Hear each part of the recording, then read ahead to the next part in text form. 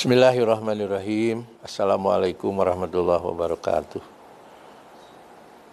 Alhamdulillahirabbil alamin wa bihi nasta'in wala umuri dunya waddin wa ala alihi wa ashabihi ajmain. Asyhadu an la ilaha illallah wahdahu la syarikalah wa asyhadu anna Muhammadan abduhu wa rasuluh allazi la nabiyya ba'dah. Ma'asyiral muslimin rahimakumullah. Kita sudah masuk di bulan suci Ramadan. Salah satu keistimewaan bulan suci Ramadan adalah bulan diturunkannya Al-Quran. Dalam sejarah kita baca, Al-Quran diturunkan kurang lebih selama 23 tahun. Al-Quran diturunkan ada kalanya di sebuah bukit, di Gua Hira, di satu tempat yang tidak dihamparkan permadani, tidak ada sinar lampu, bahkan mungkin di gua itu ada binatang-binatang yang tidak mengenakan. Ada kalanya juga Al-Quran diturunkan di saat Rasulullah sedang berada di rumah, kemudian datang malaikat Jibril, kemudian menyampaikan ayat-ayatnya. Bahkan pernah bagaimana Jibril mengajarkan yang diperintahkan oleh Allah kepada Rasulnya dalam wujud manusia yang berpakaian serba putih. Ada kalanya Al-Quran juga diturunkan tatkala beliau sedang tidur nyenyak lewat mimpi. Datang Jibril menyampaikan ayat-ayatnya. Besok paginya beliau mengumpulkan para sahabat, kemudian menyampaikan apa yang diterimanya tadi malam, kemudian dihafalkannya dan diamalkannya bareng-bareng setelah ayat itu turun. Bahkan ada kalanya Al-Quran diturunkan tatkala beliau sedang menempuh sebuah perjalanan yang jauh dan melelahkan.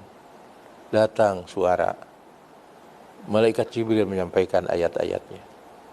Bahkan ada juga catatan sampai pernah Al-Quran diturunkan dengan bentuk bunyi seperti gemerincingnya suara lonceng, sampai merasa berat menerima wahyu itu, sampai unta yang ditungganginya pun terjatuh.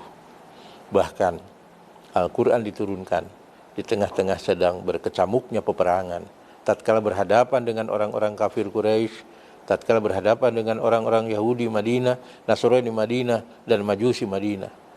Turun ayat-ayat membesarkan hati para pejuang, para mujahid yang sedang melaksanakan jihad fisabilillah. Tumbuh motivasi, tumbuh semangat sehingga menang dalam pertempuran itu. Tetapi di sini Al-Quran mengatakan Syahrul Ramadan allazi unzila fihil Quran. Di bulan suci Ramadan Allah menurunkan di dalamnya Al-Quran. Karena pada setiap bulan suci Ramadan Jibril datang, kemudian mentadarusi Al-Quran dari ayat yang pertama turun sampai ke yang terakhir turun. Kemudian untuk apa Al-Quran diturunkan? Justru pada bulan suci Ramadan Al-Quran juga melanjutkan hudal linnas, untuk menjadi petunjuk hidup manusia, agar manusia hidupnya lurus, agar manusia hidupnya tidak tersesat, agar manusia hidupnya berada pada jalan yang diridhoi oleh Allah Subhanahu wa taala. Kebutuhan manusia terhadap petunjuk sesungguhnya adalah sebuah kebutuhan yang mutlak dan bersifat fitrah. Apapun yang dihadapi oleh manusia, profesi apapun yang dimiliki, dan potensi apapun yang ingin dikembangkan, kebutuhannya terhadap petunjuk adalah mutlak. Tidak bisa asal hidup sebagaimana binatang pun hidup, tanpa aturan, tanpa petunjuk, dan tanpa bimbingan, maka hidup akan tersesat. Kalau kita misalnya akan mencari sebuah alamat di Jakarta, kemudian salah belok saja, tidak sesuai dengan petunjuk apa itu yang ada di Google Map, walaupun Google Map juga tidak mutlak, apa itu berdasarkan apa yang kita dengar cerita tentang alamat yang kita tuju, dan itu tidak jelas, sampai kapanpun kita tidak akan menemukan alamat itu, karena tidak sesuai dengan petunjuk. Katakanlah sebuah misalnya ibu-ibu membuat sayur di dapur. Ada sayur lodeh, atau sayur asam, atau sayur sop, atau apa saja. Itu ada aturannya, ada petunjuknya. Tidak bisa membuat sayur kacang misalnya. Kacangnya 1 kilo, garamnya 1 kilo, gulanya 1 kilo, ladanya 1 kilo, akan jadi apa sayur itu? Tidak lagi bisa dinikmati. Dan tentu saja akan menimbulkan penyakit, akhirnya menjadi madorot.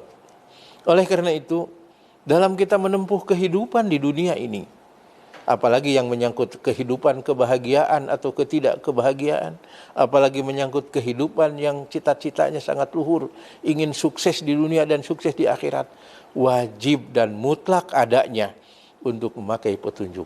Dan petunjuknya tiada lain adalah satu-satunya yang akan memberikan petunjuk, tuduh penerang jalan untuk mencapai cita-cita yang dicita-citakan adalah Al-Quran.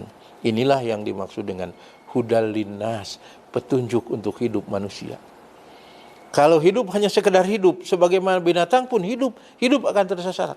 Kita tidak tahu di depan itu ada lubang, kita tidak tahu di depan itu ada duri, kita tidak tahu di depan itu ada jurang. Asal jalan saja akhirnya bisa terjerumus ke jurang kecelakaan. Tetapi mereka, siapapun yang menggunakan petunjuk Al-Quran, tahu arah, tahu jalan, dan tahu mana yang benar dan mana yang salah, mana yang akan membawa kepada kebahagiaan dan mana yang akan menyerumuskan kepada kecelakaan. Inilah petunjuk Al-Quran. Dan dalam Al-Quran berulang-ulang berkata tentang petunjuk itu. Petunjuk dari Tuhanmu, petunjuk dari Tuhan mereka, hudam mir robbika, hudam mir robbihim, hudal linas, dan hudan-hudan yang lainnya. Oleh karena itu, mari kita jadikan bulan suci Ramadan ini untuk tadarus Al-Quran yang maksimal, untuk memahami Al-Quran yang maksimal, sehingga kita tahu hidup ini betul-betul terarah dengan baik. Kewajiban kita terhadap Al-Quran bukan saja kewajiban bisa membaca dengan baik, sebab membaca dengan baik saja belum selesai. Kemudian juga mempelajari dan memahaminya dengan baik, itu saja juga belum selesai. Tetapi juga tindak lanjutnya adalah melaksanakan Al-Quran, sehingga betul-betul terasa Al-Quran betul-betul membimbing perjalanan hidup kita, hidup pribadi, hidup berkeluarga, hidup bermasyarakat, bahkan hidup berbangsa dan bernegara. Mudah-mudahan Allah mengabulkan doa dan harapan kita semua. Mohon maaf atas segala kekurangannya dan terima kasih atas perhatiannya. Amin ya Allah ya Rabbal Alamin. Rabbana atina fid dunya hasanah wa fil akhirati hasanah wa qina adzabannar. Wassalamualaikum warahmatullahi wabarakatuh.